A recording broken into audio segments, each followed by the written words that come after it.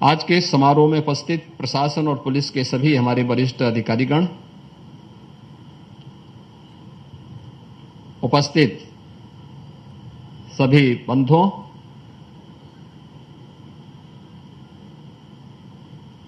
Uttar Pradesh police की दिशा से आज का ये कार्यक्रम स्मार्ट पुलिसिंग की अपने 7 वर्ष की चल रही प्रक्रिया को एक नई ऊंचाई की ओर पहुंचाने का एक अभियान है। इस अवसर पर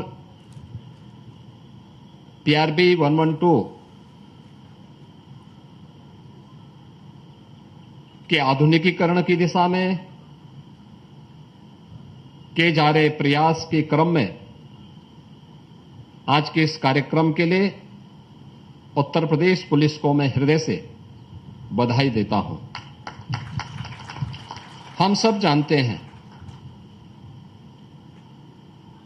कि सुशासन की पहली शर्त है कानून का राज, और कानून की राज की सबसे पहली शर्त है सुरक्षा और संरक्षा का एक बेहतर वातावरण।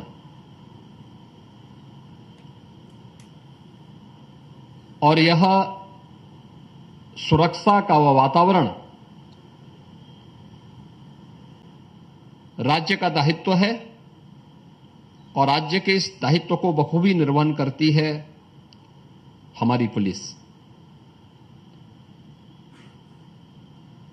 समय के अनुरूप हम पुलिस का आधुनिकीकरण कर सके, ये मांग लंबे समय से चली आ रही थी, और इन्हीं सब बातों को लेकर के डीजीज कॉन्फ्रेंस में माननीय प्रधानमंत्री जी ने इस बात को कहा था, स्मार्ट पुलिसिंग की एक नई अवधारणा दी थी। स्मार्ट पुलिसिंग क्या है, इसके बारे में उन्होंने बहुत अच्छे ढंग से कहा था। Strict and sensitive, modern and mobile, alert and accountable, reliable and responsive, techno savvy एवं ट्रेंड। यह कानून के प्रवर्तन के लिए स्मार्ट पुलिसिंग किस नई अवधारणा पर आधारित जो एक नई दृष्टि माननीय प्रधानमंत्री जी ने डीजीज कॉन्फ्रेंस में देश भर से आए हुए पुलिस महानिदेशकों के सामने कही थी, उसी श्रृंखला में उत्तर प्रदेश पुलिस ने अपने यहां इन सभी बातों को अक्षरशः उतारने का प्रयास किया है।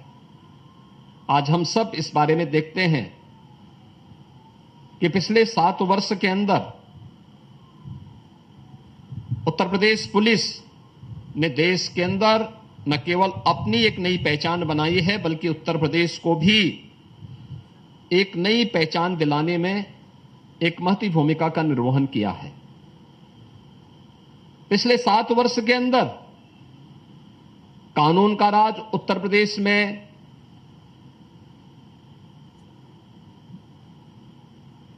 दिखाई दे, यह भी स्पष्ट रूप से हम सबको और दुनिया को भी दिखाई दे रहा है। इस कानून के राज ने पुलिस को भी सम्मान दिलाया, उसको विश्वास का प्रतीक भी बनाया, लेकिन राज्य को एक नई पहचान देने के साथ ही निवेश और व्यापार की नई संभावनाओं, विकास और रोजगार की एक नए युग में उत्तर प्रदेश को ले जाने का काम भी किया। मुझे याद है 2017 में जब मुझे मुख्यमंत्री पद की शपथ लेने के बाद जब मैं पहली प्रशासनिक बैठक ले रहा था, तब मैंने यूपी की अर्थव्यवस्था के बारे में जब जाना तो मुझे बताया गया कि आबादी में उत्तर प्रदेश देश का सबसे बड़ा राज्य है, लेकिन अर्थव्यवस्था में उत्तर प्रदेश देश की छठी अर्थव्यवस्था था। लेकिन जैसे जैसे हम लोगों ने कानून का राज प्रदेश के अंदर स्थापित किया, सुरक्षा का एक बेहतरीन वातावरण दिया, आज परिणाम हम सबके सामने है कि उत्तर प्रदेश देश के अंदर दूसरी अर्थव्यवस्था बनकर के उभरा है और तेजी के साथ देश की एक बड़ी अर्थव्यवस्था के रूप में अपने आप को स्थापित कर रहा है। आधुनिक इंफ्रास्ट्रक्चर में नए युग में प्रवेश किया है। निवेश और इन्वेस्टर समिट और ग्राउंड ब्रेकिंग सेरेमनी कैसे होने चाहिए, उसका एक उदाहरण भी उत्तर प्रदेश ने आज प्रस्तुत किया है। ये केवल आज नारे नहीं है, ये जमीनी हकीकत के स्तर पर इसको हमें देखने को मिलता है। इन सब का हम अनुभव करते हैं, लेकिन इसके लिए प्रयास करना पड़ा था। बिना भेदभाव के पुलिस बल में भर्ती हो, पारदर्शी तरीके से भर्ती की प्रक्रिया को संपन्न किया जा सके, उनकी प्रॉपर ट्रेनिंग हो सके।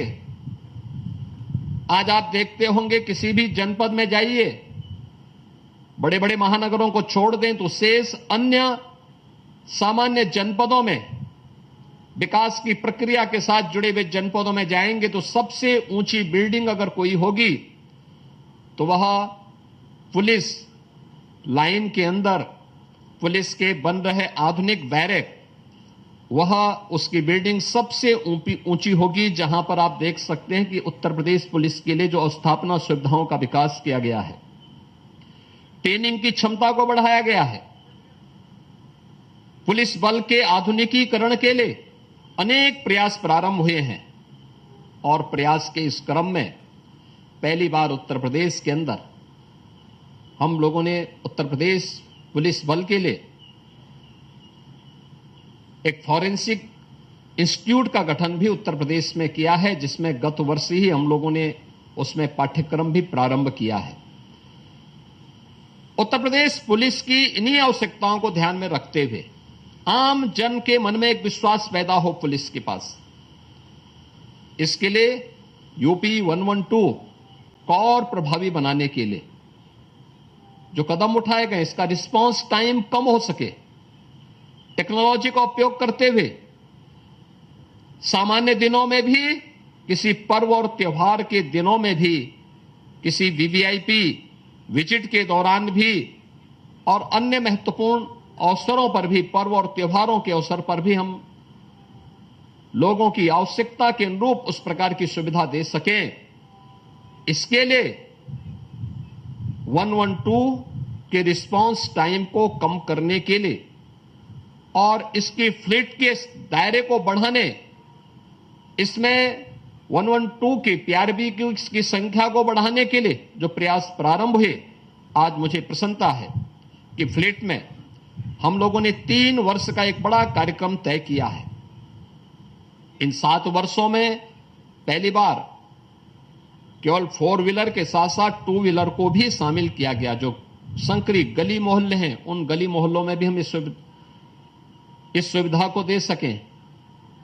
पीआरबी वहां भी लोगों की सेवा के लिए उपस्थित हो सके। कोविड कालखंड के अंदर जब लॉकडाउन लगा था, लॉकडाउन को आज के दिनों में आपने देखा होगा, लगभग हर जनपद में पीआरबी 112 ने जनता की सेवा के लिए अपनी पूरी ताकत लगाई थी। और उस समय देश की समाचारों की सुर्खियों में उत्तर प्रदेश पुलिस का पीआरबी 112 उस समय भी लोगों की सुर्खियों में बना था। लोगों ने देखा था किस सेवा भाव के साथ यहां पुलिसकर्मी कार्य कर रहे हैं। सामान्य दिनों में यूनिफॉर्म और पब्लिक के बीच में थोड़ा एक अंतर दिखाई देता है, लेकिन उस समय सेवा का एक नया भाव हमने 112 के माध्यम से जनता के सामने उत्तर प्रदेश पुलिस के द्वारा जो दी गई सेवाएं थी उसके माध्यम से देखा था। लेकिन इसके साथ ही उन गली मोहल्लों में भी जहां आपके 4 व्हीलर नहीं जा सकते, पीआरबी 112 की 4 व्हीलर अंदर नहीं जा सकती, वहां पे 2 व्हीलर की सुविधा भी हम लोगों ने प्रदेश के अंदर उपलब्ध करवाने के बाद ही अब इस फ्लीट के दायरे को बढ़ाने की दिशा में जो प्रयास प्रारंभ हुए, अगले 3 वर्ष का एक बड़ा कार्यक्रम शासन ने इसके लिए तय किया है, जिसमें 6,278 हम लोगों ने इस फ्लीट में 4 व्हीलर और 2 व्हीलर उपलब्ध करवाने की दिशा में कार्य प्रारंभ किया है, जिसमें इस वर्ष 1,778 4 व्हीलर और 2 व्हीलर हम लोग इस फ्लीट का हिस्सा बनाने वाले हैं। और आज उसी का पहले चरण का फ्लैग ऑफ का कार्यक्रम यहां पे संपन्न होने जा रहा है। हमें निरंतर समाज की आवश्यकता को ध्यान में रखते हुए अगर हम पुलिस बल के आधुनिकीकरण पर ध्यान नहीं देंगे, उसकी आज की आवश्यकताओं को हम ध्यान में रख करके कोई कदम नहीं उठाएंगे, तो पुलिस बल पिछड़ जाएगा। और पुलिस बल अगर पिछड़ेगा तो सबसे ज्यादा खतरनाक असर इसी का किसी पर पड़ेगा, तो कानून के राज के लिए, सामान्य नागरिकों के लिए, इसकी सुरक्षा पर इसका खतरनाक असर पड़ेगा। और जनता का विश्वास जब एक बार व्यवस्था से हटेगी तो उसको बहाल करने में एक लंबे समय तक फिर से एक कवायद करनी पड़ती है। आज एक अवसर उत्तर प्रदेश पुलिस बल के सामने है कि स्मार्ट पुलिसिंग के बारे में जो प्रधानमंत्री जी ने सूत्र दिए, उनका अनुसरण करते हुए उत्तर प्रदेश पुलिस कार्य करे। हमें किसके लिए स्टिक होना है और किसके लिए हमें सेंसिटिव होना है, यह तय करना अत्यंत महत्वपूर्ण है। हमें मॉडर्न होना है, लेकिन मॉडर्न होने के साथ हम ये न मान लें कि हमारी जिम्मेदारी समाप्त हो गई है। हमें उतना ही मोबाइल भी उसके साथ होना पड़ेगा। हमें अलर्ट होना है, लेकिन अलर्ट होने के साथ साथ अकाउंटेबल भी हमें बनना ही पड़ेगा। रिलायबल भी है तो रिस्पॉन्सिबल भी हमें बनना पड़ेगा। टेक्नो सेवी भी बनना है तो हमें फिजिकली और मेंटली उतना ही ट्रेंड भी अपने बल को बनाने की दिशा में प्रयास करना ही होगा। और मुझे लगता है स्मार्ट पुलिसिंग की अवधारणा आज की आवश्यकता है और देश की और दुनिया की सबसे बड़ी जो सिविल पुलिस है वह उत्तर प्रदेश पुलिस बल है। और उत्तर प्रदेश पुलिस बल इस दिशा में जो प्रयास प्रारंभ कर रहा है वह एक नया प्रयास है। और उस प्रयास के क्रम में जहां पीआरबी के इस फ्लीट को बढ़ाने की कार्रवाई को आज फ्लैग ऑफ की कार्रवाई के साथ हम जोड़ रहे हैं, वहीं कानपुर पुलिस एक एयर कंडीशन हेलमेट भी यहां पे लॉन्च किया है, जो ने सीएसआर में उपलब्ध हुआ है। आपने देखा होगा इस बार गर्मी के नए रिकॉर्ड टूटे हैं।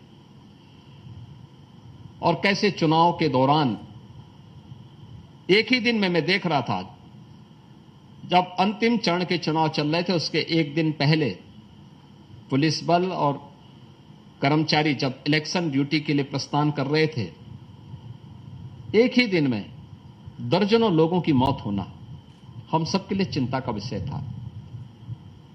और उस समय टेम्परेचर भी बहुत ज्यादा था। मुझे लगता है कि अगर इस प्रकार की एक्टिविटीज से हम जुड़ते हैं तो आज मुझे प्रसन्नता है कि जब भीषण गर्मी होती है, लू चल रहा होता है, तब ट्रैफिक पुलिस चौराहे पर खड़ी होकर के लोगों को यातायात की बेहतर सुविधा प्रदान करती है।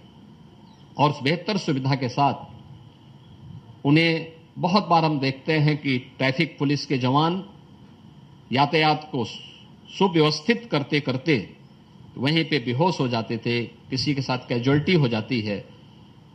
यह एयर कंडीशन जो हेलमेट है, यह उसकी कुछ हद तक मदद करने में सहभागी बनेगा। कानपुर पुलिस का यह अभिनव प्रयास एक सराहनीय प्रयास है।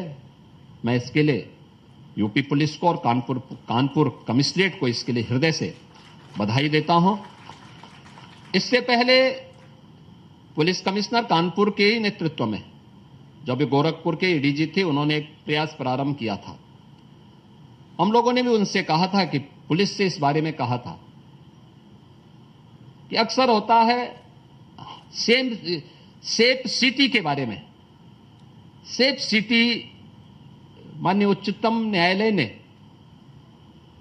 गृह मंत्रालय को भी और राज्यों को भी इस बारे में कहा था कि महिला सुरक्षा के बारे में हमें संवेदनशील बनना होगा, और महिला सुरक्षा के बारे में जो चिंता माननीय उच्चतम न्यायालय की थी 2016 में, उनकी चिंताओं को ध्यान में रख करके सेफ सिटी के लिए यूपी पुलिस ने यह शुरुआत गोरखपुर से प्रारंभ की, ऑपरेशन त्रिनेत्र के माध्यम से, जिसमें शासन भी है, नगर निकाय भी हैं, विकास प्राधिकरण भी हैं, और साथ साथ वे सभी पब्लिक का भी सपोर्ट, व्यापार मंडल का भी सहयोग, एक सामान्य नागरिक का भी इसमें सहयोग, जिसमें हर व्यक्ति अपने घर पे सीसीटीवी कैमरे को स्थापित करता है। और आज उसके परिणाम हम सबको राज्य के बड़े बड़े महानगरों में देखने को मिलता है। पहले तो घटना नहीं घटित होती, अगर घटना घटित होती है तो कुछ ही घंटों के अंदर अपराधी पुलिस की भेंट चढ़ता है, पुलिस के हाथों में नजर आता है।